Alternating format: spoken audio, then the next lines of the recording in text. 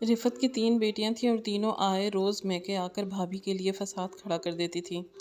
چھوٹی شکایتیں لگاتی کہ بھابھی ہمارے بچوں کو مارتی ہے اور ہمیں پانی نہیں پوچھتی تاکہ ہم اماں بھائی سے ملنے نہ آیا کریں، اور پھر مریم کا شوہر اسے بہت برا بھلا کہتا تو نندیں بہت خوش ہوتی اور کہتی تمہیں اس گھر سے نکال کر ہی چھوڑیں گے۔ رفت بیٹیوں سے کہتی کہ نہ میرے بیٹے کا گھر برباد کرو، تو وہ کہتی کہ اماں ہم بھائی کی شادی ایک مالدار گھر میں کریں گے اور بیٹھ کر کھائیں گے۔ ایک دن مریم کے ساتھ نندوں نے بدتمیزی کی اور اپنے گھروں کپڑے پھاڑ کر کہنے لگی کہ بھابھی نے یہ سب کیا ہے، تو مریم کا شوہر اسے مارنے لگا تھا کہ اچانک رفت نے اسکرین پر CCTV ویڈیو چلا دی۔ نندوں کے تو قدموں تلے سے زمین ہی نکل گئی، کیونکہ کانچ کا گلاس چھناک سے ٹوٹا تھا، لیکن مریم کی تینوں نندوں کو کوئی پرواہ نہ تھی کہ ان کے بچے کس قدر بدتمیز تھے۔ وہ بھاگتی ہوئی اپنے کمرے سے آئی تھی، ابھی کچھ دیر پہلے ہی تو سب لوگوں کو کھانا کھلا کر تھک ہار کر وہ آرام کی غرض سے اپنے کمرے میں لیٹی تھی۔ دوپہر کا کھانا بنا کر جب وہ کھانا ٹیبل پر لگانے لگی تو اس کی نندیں کہنے لگی، ارے یہ کیا، وہی اماں کا پرانا ڈنر سیٹ؟ کیا اپنا جہیز تم سجانے کے لیے لے کے آئی ہو؟ ہم نہیں کھائیں گے اس میں کھانا، چلو جاؤ اور اپنا ڈنر سیٹ نکال کر لے کے آؤ، ہمارے سامنے رکھو۔ ڈنر سیٹ تو اس لیے ہی ہوتا ہے نا کہ تاکہ مہمانوں کے سامنے رکھا جائے، اور ہم اس سے زیادہ خاص مہمان تمہارے لیے اور کون ہو سکتا ہے؟ چلو جاؤ اپنا ڈنر سیٹ نکال کر لے کے آؤ اور ہمیں کھانا لگا کر دو۔ بڑی نند نے اس پر حکم صادر کیا۔ پھر بیچاری نے اپنا نیا ڈنر سیٹ سامنے رکھا، شوکیس سے نکالا، اچھی طرح دھو کر صاف کر کے ٹیبل پر سجایا تھا۔ جیسے ہی کھانے کا پہلا نوالا لگایا تو دوسری نند کہنے لگی کہ اماں آپ نے بتایا نہیں مریم کو کہ میں تازی روٹی کھاتی ہوں، بالکل توے سے اتری ہوئی، مجھ سے تو نہیں کھائی جاتی یہ پہلے کی پکی ہوئی روٹیاں۔ پھر وہ کہنے لگی کہ مریم جاؤ میرے لیے تازہ روٹی بنا کر لاؤ، میرے بچے بھی بالکل تازہ روٹی کھاتے ہیں، ہم لوگ رکھی ہوئی روٹی نہیں کھاتے، ہمیں بالکل بھی مزہ نہیں آتا۔ تو مریم فوراً سے دوبارہ سے کچن میں چلی گئی۔ گرمیوں کا موسم تھا، پہلے ہی اس کا آدھا دن تو نندوں کی فرمائشی کھانے بنانے میں گزر گیا، اور اب تازہ روٹی۔ بہرحال مریم نے تازی روٹیاں بنا کر اپنی نند کو پیش کی تھی، لیکن اسی چکر میں اس کی اپنی بھوک ہی مٹ گئی تھی۔ وہ سوچ ہی رہی تھی کہ کچھ دیر آرام کرنے کے بعد ہی کچھ کھا لے گی، لیکن جیسے ہی اپنے کمرے میں آ کے لیٹی تو اسے لگا جیسے کچھ کانچ کا ٹوٹا ہو، اس کی تو جان ہی نکل گئی۔ بڑی مشکلوں سے اس کی والد نے اسے جہیز لا کر دیا تھا، انہوں نے اپنے کئی دوستوں سے ادھار پیسے لیے تھے، اور مہنگائی کا جو عالم آج کل چل رہا تھا، عام سا ڈنر سیٹ بھی 30-40 ہزار سے کم کا نہیں تھا۔ وہ فوراً سے اٹھی اور بھاگ کر لاؤنج میں آئی تو اسی کے قیمتی ڈنر سیٹ کا گلاس اور پلیٹ ٹوٹ چکی تھی۔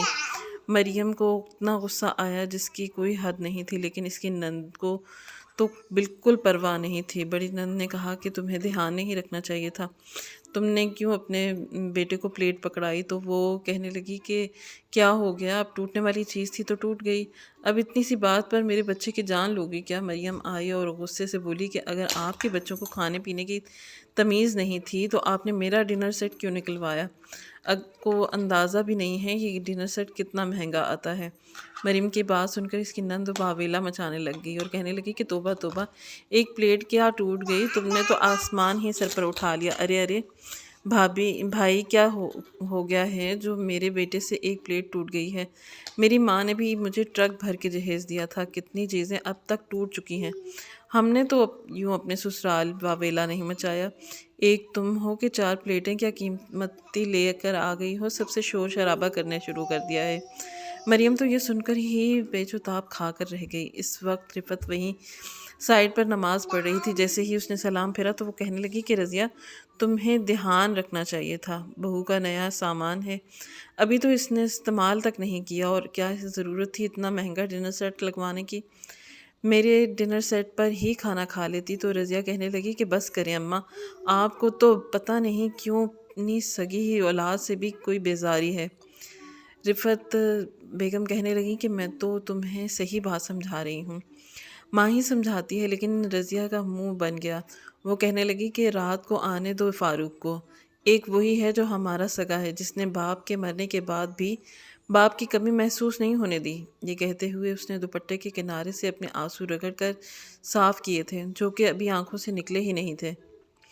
مریم جھوٹے برتن اٹھا کر کچن میں دھونے چلی گئی اور اپنا باقی کا بچا ہوا ڈنر سیٹ فوراً اس سے شوکیس میں سنبھال کر رکھ دیا۔ رات کو جب فاروق آیا تو تینوں بہنیں بھائی کے پاس بیٹھ گئیں۔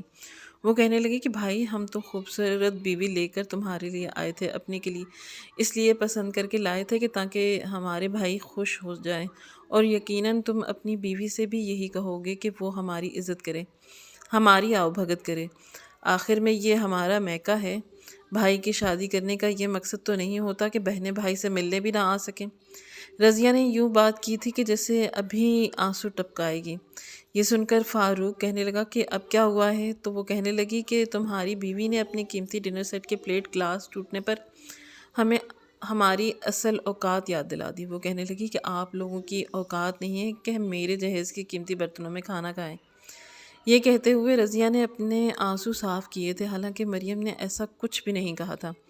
فاروق نے جب یہ سنا تو اسے بہت غصہ آیا، حالانکہ وہ شادی کی پہلی ہی رات اپنی بیوی سے کہہ چکا تھا کہ میں اپنی بہنوں کا بھائی نہیں باپ ہوں، اور میں نے بھی کبھی بھی انہیں ابا کی کمی محسوس نہیں ہونے دی۔ اس لیے تم سے بھی یہی گزارش کروں گا کہ میری بہنوں کے ساتھ اپنا رویہ بہت اچھا رکھنا۔ اور مریم نے ایسا ہی کیا تھا، لیکن 2 ماہ کے عرصے میں اس کی نندیں 10 بار گھر آ چکی تھیں۔ بھلا یہ بھی کوئی طریقہ تھا؟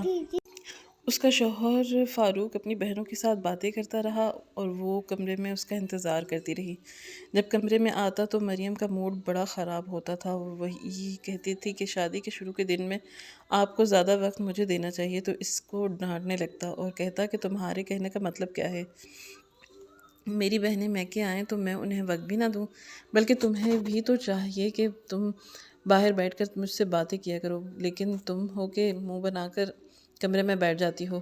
مجھے اس قسم کی لڑکیاں بالکل اچھی نہیں لگتی۔ مت بھولو کہ میری بہنوں نے ہی تمہیں پسند کیا ہے اور اپنی پسند سے تمہیں لے کر آئی ہیں۔ فاروق تو یوں بات کرتا تھا کہ جیسے فاروق کی بہنوں نے مریم پر کوئی احسان کیا ہو۔ بہرحال آج تو فاروق کا غصہ عروج پر تھا، اس نے گالی تک دینے کی آر نہیں سمجھا تھا۔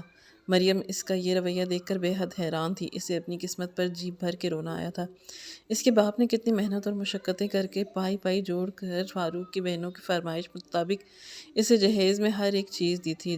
چیزیں یوں ہی تو نہیں بنا کر آتی، لاکھوں روپے لگتے ہیں، لیکن بیٹیوں کے آگے اس کی بھی زبان نہیں کھلتی تھی۔ رفت اگر بیٹیوں کو کچھ بھی کہتی تو وہ اپنی ماں پر یوں چلانے لگتی جیسے کہ ان کی ماں ان کی ملازمہ ہو اور مالکن وہ ہوں۔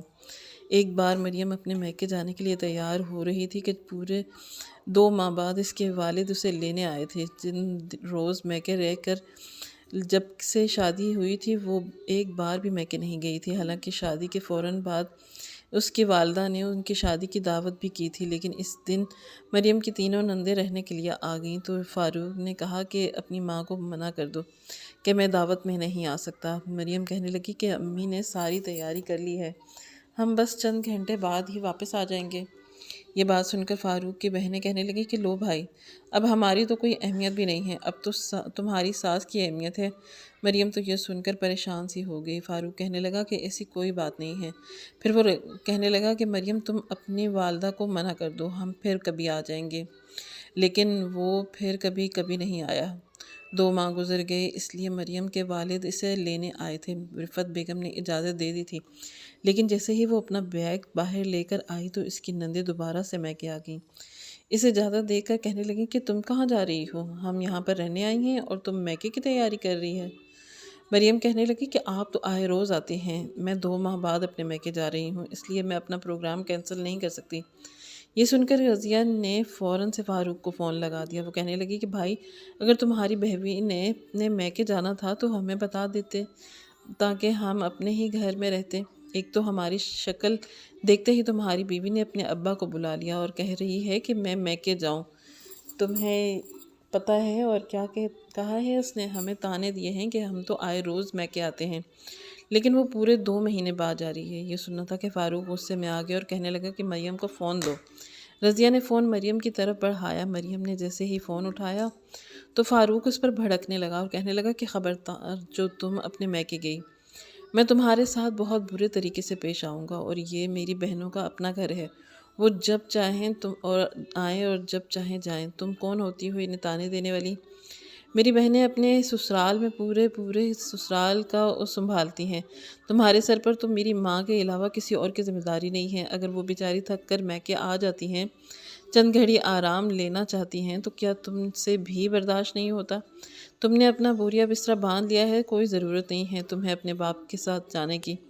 مریم کہنے لگی کہ فاروق 2 ماہ ہو گئے ہیں، میں ابھی تک چند دن کے لیے اپنے ماں باپ کے گھر جانا چاہتی ہوں، آپ مجھے اجازت کیوں نہیں دیتے؟ تو وہ کہنے لگی کہ چلی جانا، لیکن جب میری بہنیں اپنے گھر واپس چلی جائیں گی، لیکن ابھی تم اپنے ابا کو منع کر دو۔ تو مریم کہنے لگی کہ کیسے منع کر دوں؟ وہ پچھلے 1 گھنٹے سے میرا انتظار کر رہے ہیں، ویسے بھی میں نے دوپہر کا کھانا بنا دیا ہے۔ فاروق پلیز، میں جانا چاہتی ہوں۔ وہ کہنے لگا کہ تو ٹھیک ہے، اگر اپنی مرضی سے جاؤ گی تو میں تمہیں لینے نہیں آؤں گا، پھر تم وہیں رہو گی اپنے باپ کے گھر پر، یہاں واپس آنے کی ضرورت نہیں ہے۔ مریم سوچ میں بھی نہیں سکتی تھی کہ ذرا سی بات پر فاروق اسے ایسی دھمکی دے گا۔ اس نے اپنے آنسو صاف کیے اور فون پر رضیہ کو پکڑا دیا اور پھر اپنے ابا سے کہنے لگی کہ فاروق کی طبیعت کچھ ٹھیک نہیں ہے ابا، آپ واپس چلے جائیں، میں پھر کبھی آ جاؤں گی۔ اس کے والد سمجھ چکے تھے کہ کیا بات ہے، لیکن مجبور تھے، وہ اپنی بیٹی کا گھر خراب نہیں کرنا چاہتے تھے، اس لیے خاموشی سے واپس چلے گئے۔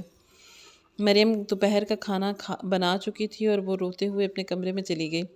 رفعت بیگم اپنی بیٹیوں سے کہنے لگی کہ تم لوگوں نے اچھا نہیں کیا، 2 ماہ میں تم لوگ 10 بار آئی ہو، کیا تھا کہ اسے اپنے میکے جانے دیتی؟ اگر تمہارا بھائی تم لوگوں سے پیار کرتا ہے تو اس کی بھی تو ماں باپ ہیں، بھائی ہیں، اس کا بھی دل چاہتا ہوگا کہ ہماری بہن آ کر رہے۔ تو وہ کہنے لگی کہ اماں، آپ کو تو پتہ نہیں کب عقل آئے گی، ارے بہو کو رکھنے کی چال چلن سیکھیں۔ یہ کیا بات ہوئی کہ وہ منہ اٹھا کر کسی بھی وقت، اسے احساس ہونا چاہیے کہ اس کی نندیں گھر پر آئی ہیں، اور جب نندیں گھر پر آئیں تو گھر پر رہ کر ان کی آؤ بھگت کرنی چاہیے۔ بہرحال جب بڑی والی نند کہنے لگی کہ تم نے دیکھا مریم کو کیسے منہ پھولائے اپنے کمرے میں گئی ہے، جاؤ راشدہ اسے کہو کہ ہمارے لیے تازی روٹی بنائے اور شامی کباب بھی فرائی کرے۔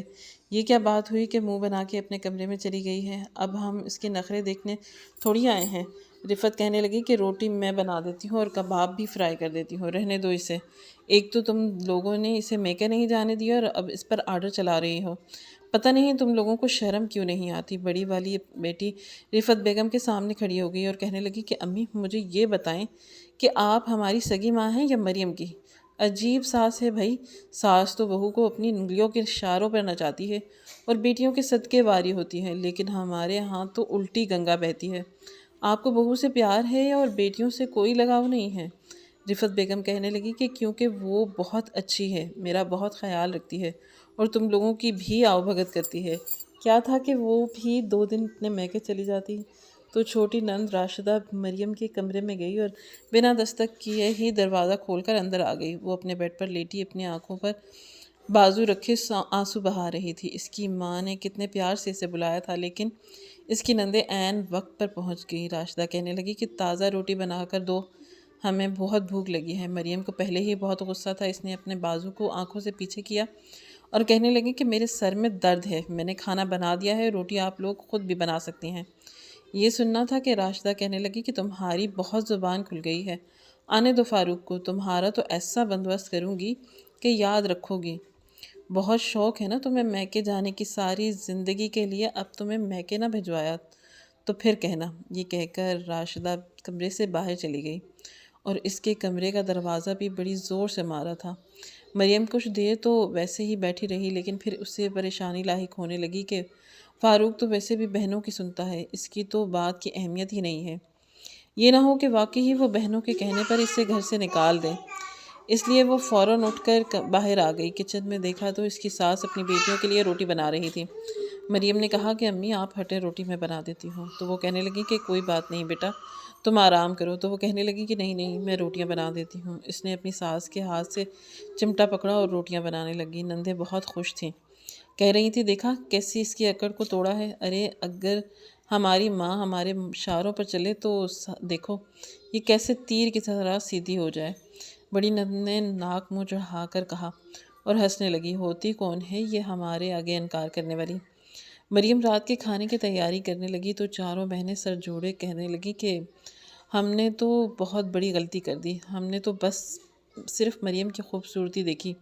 اس کے باپ کے پاس تو کچھ بھی نہیں تھا، قرضہ لے کر اس نے اپنی بیٹی کو چلتا کیا ہے۔ تمہیں پتہ ہے میری نند کی شادی جہاں ہوئی ہے وہ بہت امیر لوگ ہیں، وہ اور میری نند کے لیے اور وہ لوگ رشتہ دیکھ رہے ہیں، اور پتہ ہے فاروق کا پوچھ رہے تھے۔ فاروق تو اچھی نوکری کرتا ہے، دیکھنے میں بھی ہینسم ہے، لیکن مصیبت یہ ہے کہ ہم نے فاروق کی جلد بازی میں مریم سے شادی کر دی، ورنہ سچ پوچھو اگر فاروق کی شادی میری نند کی نند سے ہو جاتی تو ہمارے تو وارے نیارے ہو جاتے۔ بھائی انہوں نے تو اتنا زیور دینا تھا سسرال والوں کو کہ تمہاری سوچ تھی۔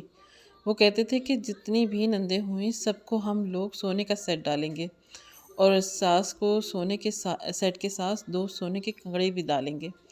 ہائے ہائے، میرے بھائی کی تو قسمت ہی پھوٹ گئی۔ ایک تو لڑکی کے باپ نے اتنا خاص جہیز بھی نہیں دیا، اور اوپر سے میڈم کا نخرہ تو دیکھو، یوں اکڑ دکھاتی ہے جیسے کہ ہم اس کے باپ کو کا لے کر کھا رہے ہیں۔ مجھے تو یہ مریم کی بچی ایک آنکھ نہیں بھاتی۔ رفت بیگم اس وقت نماز میں مشغول تھی۔ جیسے ہی انہوں نے سلام پھیرا اور بیٹیوں کی باتیں سن کر کہنے لگی کہ تم سب کو ذرا بھی خدا کا خوف ہے؟ کیوں اپنے بھائی کا گھر برباد کرنے کو تلی ہو تم؟ وہ کہنے لگی کہ بھائی کا گھر تو ہم نے برباد کر دیا، کاش کے عقل سے کام لیا ہوتا تو آج ہم لاکھوں میں کھیل رہے ہوتے۔ مجھے تو خود پر افسوس ہو رہا ہے، میں نے بس مریم کی گوری چمڑی دیکھی تھی۔ چلو بھائی خوش ہو جائے گا۔ ارے کیا پتہ تھا، میرا بھائی تو ہیرا تھا، ہیرا، اس کے لیے تو امیر لوگ بھی رشتہ لے کر آ سکتے تھے۔ کاش کہ میں نے پہلے ہی کوشش کی ہوتی۔ رفت کی بڑی بیٹی کو اس بات کا بہت قلق تھا کہ اچھی خاصی امیر لڑکی کا رشتہ ہاتھ سے چھوٹ گیا۔ راشدہ بھی کہنے لگی کہ مجھے یاد آیا آپ کی نند بھی تو پہلے سے شادی شدہ تھی، اسے تو طلاق ہوئی تھی، کیا آپ اسی کی بات کر رہی ہیں؟ تو بڑی والی نے انگلی کا اشارہ کرتے ہوئے اسے چپ کروایا اور کہنے لگی کہ ہاں تو کیا ہوا، دولت تو ہے نا اس کے پاس۔ ارے بھائی دولت ہر عیب کو چھپا دیتی ہے۔ پھر کہنے لگی کہ وہ فاروق کو بہت پسند کرتے ہیں، مریم گھر سے نکل جائے تو بڑے آرام سے فاروق کا رشتہ نجمہ کی نند سے ہو سکتا ہے، پھر تو ہمارے عیش ہی عیش ہوں گے۔ کتنی دولت ہے اس کے باپ کے پاس۔ تینوں بہنیں ماں سے چھپ کر یہ پلان بنانے لگیں کہ کیسے مریم کو گھر سے دھکے مار کر باہر نکالیں۔ ایک بار انہوں نے ایسا کھیل رچایا کوئی سوچ بھی نہیں سکتا تھا، وہ اس حد تک بھی گر سکتی ہیں۔ ایک دن جب رات کو فاروق کے آنے کا وقت ہوا تو بڑی بہن نے اپنا منہ پیٹنا شروع کر دیا اور اپنے منہ پر زور زور سے تھپڑ مار کر اپنا منہ لال کر دیا، پھر دیوار سے اپنا سر مارنے لگی، اور اسی بار رفت بیگم نے بیٹی کو نہیں روکا تھا، وہ چپ چاپ بیٹھی تماشا دیکھتی رہی۔ پھر اس نے اپنے کپڑے بھی پھاڑنے شروع کیے تھے۔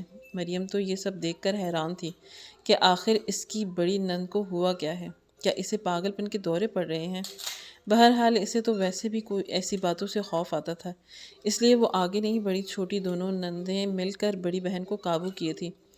اس وقت فاروق گھر میں داخل ہوا تو بڑی بہن روتے ہوئے اس کے ساتھ لگ گئی اور کہنے لگی کہ تمہاری بیوی نے دیکھو مار مار کر میرا حشر کر دیا۔ دوسری بہنیں بھی آنسو ٹپکانے لگیں اور کہنے لگی کہ تمہاری بیوی نے ہمیں بہت مارا ہے اور بڑی آپا کو تو دیکھو حشر ہی کر دیا ہے، ان کے کپڑے بھی پھاڑ دیے ہیں۔ یہ سن کر فاروق غصے میں آ گیا اور کہنے لگا کہ میں آج تمہیں نہیں چھوڑوں گا۔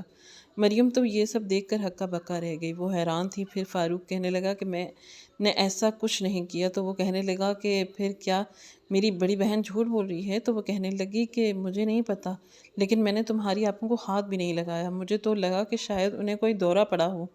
تو وہ کہنے لگا کہ میری بہن کو مار کر تم اب مجھ سے جھوٹ بول رہی ہو اور جھوٹے الزامات لگا رہی ہے، آج تو میں تمہارا وہ حال کروں گا کہ تم یاد کرو گی۔ چھوٹی بہن راشدہ کہنے لگی کہ فاروق اسے بس طلاق دے دو، کیونکہ یہ تمہارے لائق نہیں ہے، یہ تمہارے سامنے بڑی نیک اور معصوم بنتی ہے اور پیچھے سے ہمیں پانی تک کا بھی نہیں پوچھتی، ہمارے بچوں کے منہ پر تھپڑ مار دیتی ہے، اسے بس اپنے جہیز میں لائے ہوئے 4 جوڑوں اور 4 برتنوں پر گھمنڈ ہے، لات مارو اس پر، طلاق دو اسے اور اس کے سامان کو بھی اس سمیت باہر نکال دو۔ یہ سن کر فاروق کہنے لگا کہ مریم میں اپنے پورے ہوش و حواس میں تمہیں فاروق نے ابھی یہی کہا تھا کہ جب رفت بیگم اس کے پاس آ گئیں اور اس کے منہ پر ہاتھ رکھتی رہیں، کہنے لگی کہ تم بہت بڑی غلطی کر رہے ہو، میں کب سے تمہیں کہہ رہی ہوں کہ تمہاری بیوی بہت اچھی ہے، اس کا کوئی قصور نہیں۔ تو وہ کہنے لگا کہ اماں مجھے تو لگتا ہے کہ مریم نے آپ پر کالا جادو کر دیا ہے، آپ ہر وقت اس کا کلمہ پڑھتی رہتی ہیں، آپ کو اپنی سبھی بیٹیوں پر اعتبار نہیں ہے، اس نے ضرور آپ پر کوئی منتر پڑھا ہے،